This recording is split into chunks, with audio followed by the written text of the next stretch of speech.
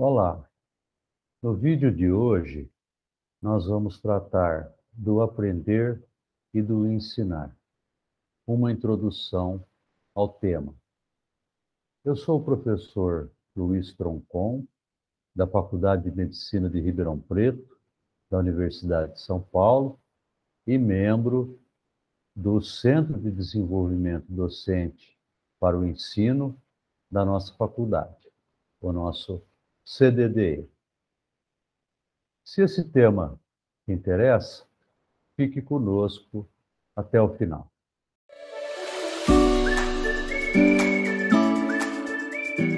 O que é aprender? Essa palavra e esse conceito, ele tem inspirado muita gente ao longo dos séculos, inclusive filósofos, artistas, e certamente é um tema de preocupação, é um tema também de inspiração para todos nós que trabalhamos com educação. Apenas como exemplo, né, vamos ver o que dizia o filósofo grego Platão, né? Aprender é mudar posturas. E o artista plástico, pintor catalão muito conhecido, Pablo Picasso, que dizia sobre o aprender: sempre faço o que não consigo fazer, para aprender o que não sei. E o artista Quino, autor dessa simpática personagem Mafalda, que nós gostamos tanto, dizia: não há idade para aprender, não há idade para emoção. Aprender e se emocionar, que é um conceito muito bonito para nós que trabalhamos com a educação. Mas vamos dar preferência agora, por um lado, o conhecimento popular, que se expressa nos dicionários. Aprender, simplesmente ficar sabendo, reter na memória, tomar conhecimento. Mas a ciência nos diz que aprender é outra coisa. E nós vamos nos basear no trabalho do Benjamin Bloom, psicólogo e educador norte-americano, trabalhou na Universidade de Chicago, século passado, aqui visto em dois momentos, duas etapas da sua vida, que dizia que o aprender é adquirir habilidades, ou seja, alcançar objetivos educacionais. E mais tarde foi acrescido a esse seu conceito, aprender, adquirir habilidades e competências. E ele definiu os tipos de habilidades passíveis de serem adquiridas pelo processo educacional, constituindo assim a aprendizagem, né? Habilidades pertencentes a três domínios diferentes: o cognitivo, os conhecimentos, o psicomotor, procedimentos e ações, e o afetivo, dizendo respeito às opiniões, valores, juízos e atitudes. E alguns anos mais tarde surgiu um primeiro conceito de competência, né, como um conjunto de habilidades de naturezas diversas, mas que são necessárias às ações profissionais. E aí retornamos então a esse conceito mais técnico, mais científico do aprender como adquirir habilidades e competências. E dessa maneira, né, quando o estudante ou a estudante aprende, ele ou ela adquirem habilidades e competências e se tornam, então, capazes de saber, saber fazer, de fazer e de ser, estar e se relacionar no mundo, particularmente no mundo profissional. E o que é o ensinar? No senso popular, é transmitir alguém conhecimento sobre alguma coisa, ou soube como fazer algo, é doutrinar, é lecionar, é dar lições é instruir. E, infelizmente, aqui, o senso comum e o que é praticado pelos professores desde a antiguidade não se diferencia muito. E esse ensinar de transmitir conhecimentos, ele foi muito aperfeiçoado na Idade Média, né? Onde os professores, eles liam para os estudantes os textos que eram depositários do conhecimento. O ler é o léxio que gerou a palavra lecionar.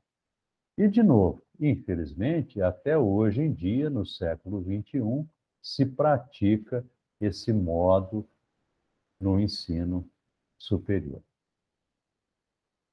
Mas será que isso funciona? Vamos de novo ver a percepção dos artistas. Aqui, o desenhista norte-americano Bud Blake, com o seu personagem Tiger, né? E tem um amigo que diz: Eu ensinei o Totó a assoviar. E aí o Tiger se aproxima, não escuta nada e diz: Não escuto ele assoviar.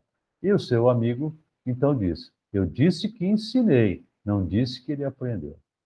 E é isso que muitos professores ainda fazem, né? Uma preocupação excessiva com o ensinar e uma preocupação apenas secundária com o aprender.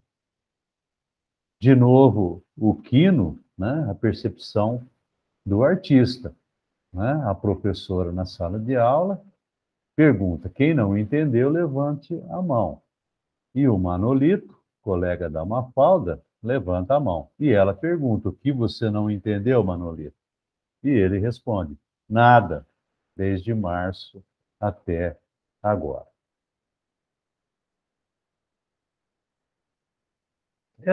Esse paradigma do ensinar como instruir, como transmitir conhecimento, ele é criticado desde a antiguidade.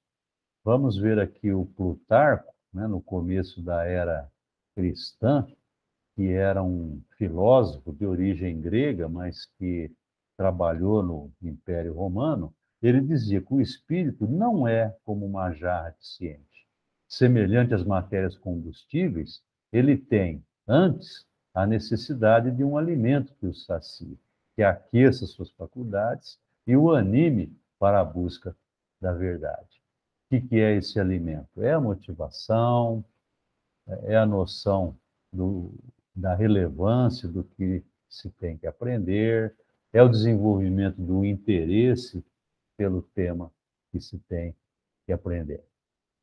Alguns séculos depois, na Suíça, né, o filósofo, educador Johann Pestalozzi, que é conhecido como um dos pais da pedagogia moderna, também é uma crítica no mesmo sentido, né?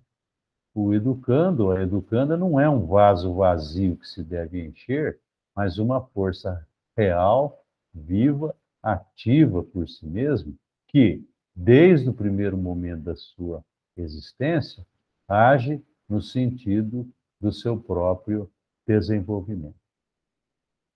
Mais recentemente, né, o grande médico e educador médico Sir William Osler, que foi professor de medicina no Canadá, nos Estados Unidos e no final da sua vida na Inglaterra, ele dizia no começo do século passado: o professor não deveria mais estar nas alturas bombeando conhecimento a alta pressão em receptáculos vazios as cabeças dos estudantes.